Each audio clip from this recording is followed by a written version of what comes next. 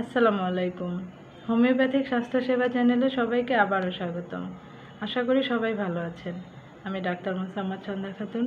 আজ আপনাদের সাথে আলোচনা করব কাশির আরও কিছু ওষুধ নিয়ে, অর্থাৎ সরল বা ভেজা কাশি নিয়ে আজকে আপনাদের সাথে আমি আলোচনা করব। গত ভিডিওতে আমি শুষ্ক কাশিতে কী কী ওষুধ আসে শুষ্ক কাশি নিয়ে আলোচনা করেছিলাম। লক্ষণ সাদৃশ্যে শুষ্ক কাশিতে কী কী ওষুধ আমরা প্রয়োগ করব সেগুলো নিয়ে আলোচনা করেছিলাম। আজ আলোচনা করব ভেজা কাশি নিয়ে। সরল বা ভেজা কাশিতে কী কী ওষুধ আসে লক্ষণ সাদৃশ্যে সেগুলো নিয়ে আলোচনা করব। প্রথমে আসি হিপারসালফেট। শুষ্ক কাশিতে স্পঞ্জিয়া সেবনের পর বুকের হিসির সাই সাই শব্দ পরিবর্তন হয়ে শ্লেষ্মার ঘর ঘর শব্দ পাওয়া যায়। অর্থাৎ শুষ্ক কাশির ক্ষেত্রে তো আমরা স্পঞ্জিয়া প্রয়োগ করব বুকের সাই সাই হিসির শব্দের জন্য। স্পঞ্জিয়া প্রয়োগের পর এই শব্দগুলো পরিবর্তন হয়ে শ্লেষ্মার ঘর ঘর শব্দ পাওয়া যাবে। শ্লেষ্মার ঘর ঘরে শব্দ পাওয়া যাবে এবং ভোরের দিকে এই শব্দটা বেশি হবে। অর্থাৎ পরিবর্তন শুষ্ক কাশি পরিবর্তন হয়ে হিসি সাই সাই শব্দ পরিবর্তন হয়ে শ্লেষ্মার ঘর ঘরে শব্দ পাওয়া যাবে এবং সেই শব্দ ভোরের দিকে বেশি হবে। এই লক্ষণগুলো পেলে আমরা সেই রোগীর ক্ষেত্রে অবশ্যই হিপারসাল প্রয়োগ করব। এরপর আসি অ্যান্টিমটার্টে। কাশিতে গলা ও বুকের ভিতর ঘুরঘুরে শব্দ, অথচ কাশলে বিন্দুমাত্র শ্লেষ্মা ওঠে না, একটুও শ্লেষ্মা ওঠে না, অত্যন্ত অবসন্নতা, শরীরে শীতল ঘাম, এই লক্ষণগুলো অ্যান্টিমটার্টে আছে।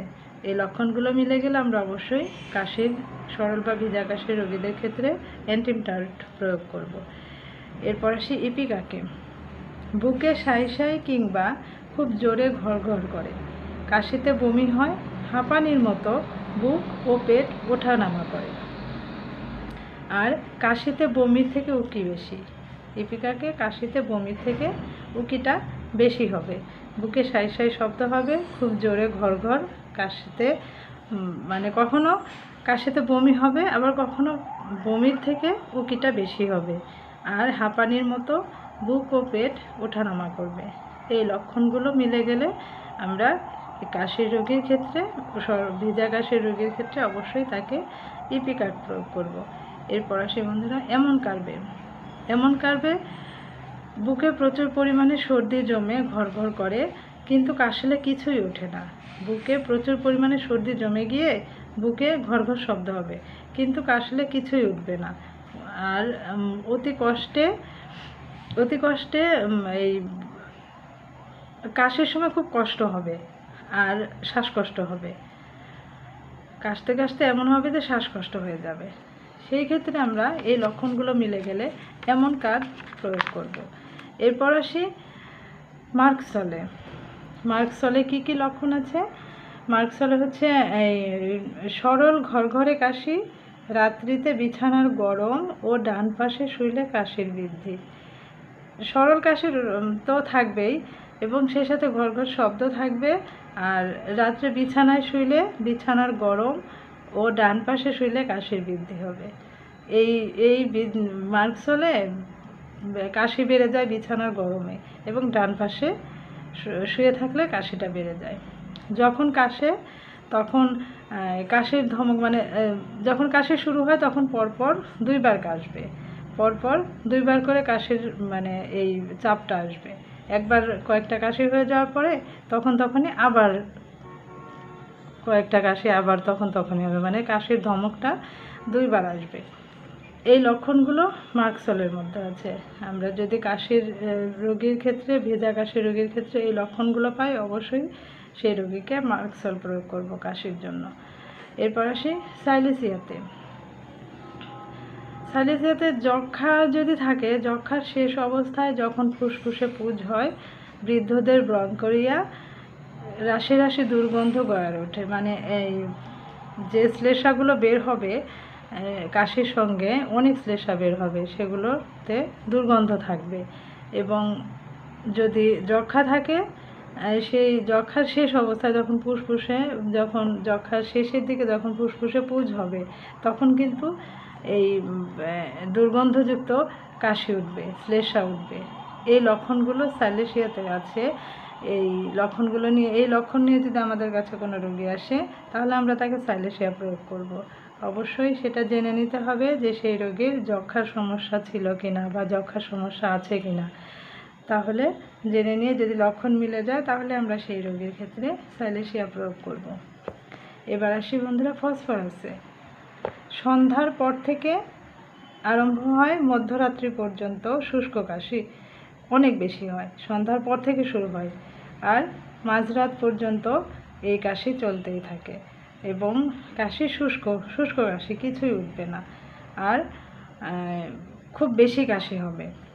তারপর রাত্রিতে শুইলে এবং বাম পাশে চিত হয়ে শুইলে, রাত্রিতে যখন ঘুমানোর জন্য শুতে যাবে বাম পাশে চিত হয়ে শুবে, কিন্তু বাম দিকে একটু হেলানো থাকবে, মানে বাম দিকে কাত হয়ে শুয়ে থাকবে, এরকম চিত হয়ে থাকবে, তবে বাম দিকে একটু কাত হয়ে থাকবে, তাহলে কাশি অত্যন্ত বৃদ্ধি। এই এই চিত হয়ে শোয়া বা বাম দিকে শোয়ার ক্ষেত্রে মাস্কলে ফসফরাসে কাশির অত্যন্ত বৃদ্ধি হয়ে যাবে, কিন্তু তাতে কাশি থাকবে, কিন্তু কাশির সাথে কিছুই উঠবে না। সরল কিন্তু ভিজা কাশি, তবুও কাশির সাথে কিছুই বের হবে না, বা যতই কাশতে থাকুক কিছুই উঠবে না। আর সকালবেলা ঘুম থেকে ওঠার পরে গলার স্বর ভাঙা থাকবে, কথা বলতে গেলে মনে হবে যে গলার স্বর ভেঙে গেছে। এই লক্ষণগুলো ফসফরাসে আছে। তাহলে আমরা কি জানলাম? সন্ধ্যার পর থেকে আরম্ভ হয়, মধ্যরাত্রি পর্যন্ত কাশি থাকবে, আর কাশি আস্তে আস্তে বাড়তেই থাকবে, খুব বেশি কাশি হবে। আর রাত্রে যখন ঘুমানোর জন্য শুইতে যাবে, চিত হয়ে শুইলে বা বাম দিকে শুইলে যদি কাশির বৃদ্ধি আরও বেশি হয়ে যায়, তাহলে বুঝতে হবে যে এটা ফসফরাসের রোগী। কাশির ক্ষেত্রে তাকে আমরা অবশ্যই এই লক্ষণ থাকলে অবশ্যই সেই রোগীকে ফসফরাস দেব। তার সঙ্গে জেনে নিতে হবে যে সকালবেলা গলার স্বর ভেঙে যায় কিনা, গলার স্বর ভাঙা থাকে কিনা। এই লক্ষণগুলো, সবগুলো লক্ষণ মিলে গেলে অবশ্যই আমরা সেই রোগীকে ফসফরাস প্রয়োগ করব। এরপর আসি বন্ধুরা নেট্রাম সালফেট। নেট্রাম সালফে কি থাকবে? কাশি সরল তো থাকবেই, আমি তো এখানে সরল কাশি নিয়েই আলোচনা করছি। কাশি সরল থাকবে, বাম দিকের ব্যথা থাকবে, বাম দিকের যে কোনো ব্যথা থাকবে খুব বেশি, ভোর 3টা-4টা থেকে অত্যন্ত কাশি বৃদ্ধি।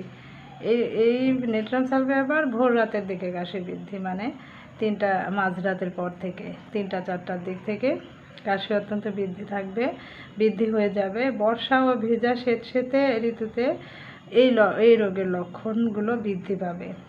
বর্ষা শুরু হলে বা বর্ষা ঋতুতে এবং স্যাঁতসেঁতে ঋতুতে, যেমন এই বৃষ্টি হচ্ছে এরকম স্যাঁতসেঁতে ঋতুতে এই লক্ষণগুলো খুব বেশি বৃদ্ধি পাবে।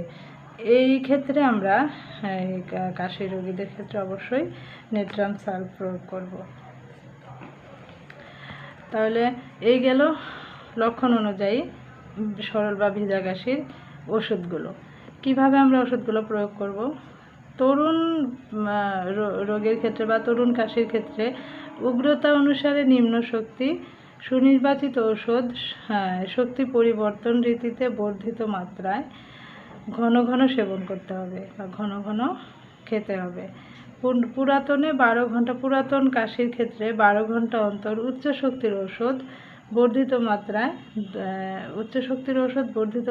2 মাত্রা প্রয়োগ করে 10 থেকে 15 দিন অপেক্ষা করতে হবে। যদি কাশির অসুবিধা কিছুটা আরোগ্যের পথে গিয়ে স্থগিত হয়ে যায়, স্থগিত বোঝা যায়, মানে কিছুটা আরোগ্যের পথে গিয়েও আবার স্থগিত হয়ে যায়, তাহলে যদি এটা বোঝা যায়, তাহলে পুনরায় উচ্চ শক্তি পূর্বের নিয়মে সেবন করতে হবে বা প্রয়োগ করতে হবে। কি বললাম? যদি সমস্যাগুলো কিছুটা আরোগ্যের পথে গিয়ে স্থগিত হয়ে যায় এই ওষুধ প্রয়োগের পরে, তাহলে বোঝা যাবে, স্থগিত হয়ে গেছে যদি বোঝা যায়, তাহলে পুনরায় আবার উচ্চ শক্তি পূর্বের নিয়মেই প্রয়োগ করতে হবে বা সেবন করতে হবে। আর এই আনুষঙ্গিক উপায়ে কিছু বলি, সেগুলো হচ্ছে বুকে ও গলায় গরম কাপড় বেঁধে রাখা উত্তম। এই ঠান্ডা কাশির ক্ষেত্রে বুকে এবং গলায় গরম কাপড় বেঁধে রাখা উত্তম। বিরক্তিকর খুকখুকে শুষ্ক কাশিতে তাল মিছরি আর যষ্ঠী মধুর টুকরো মুখের মধ্যে রাখলে বা চুষে খেলে শ্লেষ্মা সরল হয়ে কাশির বেগ কমে যায়। এই যদিও এখন এগুলো সেরকম কেউ খায় না বা ওইভাবে পাওয়া যায় না, তারপরেও আমি বলছি যদি সম্ভব হয় তাহলে তালমিছরি এবং যষ্ঠী মধুর টুকরো মুখের মধ্যে রাখলে বা চুষে খেলে শ্লেষ্মা সরল হয়ে কাশির বেগ কমে যাবে। মানে শ্লেষ্মা যত সরল হবে তত কাশির বেগটা কিন্তু কমে আসবে। এই শ্লেষ্মাগুলো বুকে আটকে থাকার কারণে কিন্তু কাশির বেগ এত বেশি হয় বা কাশি বৃদ্ধি হয়। সেজন্যই এই আনুষঙ্গিক এই কথাগুলো আমি বললাম আপনাদের। এটা অবশ্যই কাশির ক্ষেত্রে আরামদায়ক বা কাশির বৃদ্ধি কমিয়ে দিবে। কাশি যত সরল হবে তত এগুলো বৃদ্ধি কমে যাবে। এই জন্যই এই কথাগুলো আমি বললাম। তালমিছরি এবং যষ্ঠী মধুর টুকরো, জানি না এগুলো কোথায় পাওয়া যাবে, তারপরে বললাম একটু খুঁজলেই আপনারা পাবেন। তো বন্ধুরা, এই গেল কাশি সম্পর্কে সরল এবং ভেজা কাশির কী কী ওষুধ লক্ষণ অনুযায়ী আমরা প্রয়োগ করব সেগুলো নিয়ে আলোচনা। আগামী ভিডিওতে নতুন কোনো সমস্যা, নতুন কোনো লক্ষণ এবং নতুন কিছু ওষুধ নিয়ে আমি আপনাদের সাথে আবার আলোচনা করব। আজ এই পর্যন্তই বন্ধুরা, সবাই ভালো থাকবেন, সুস্থ থাকবেন।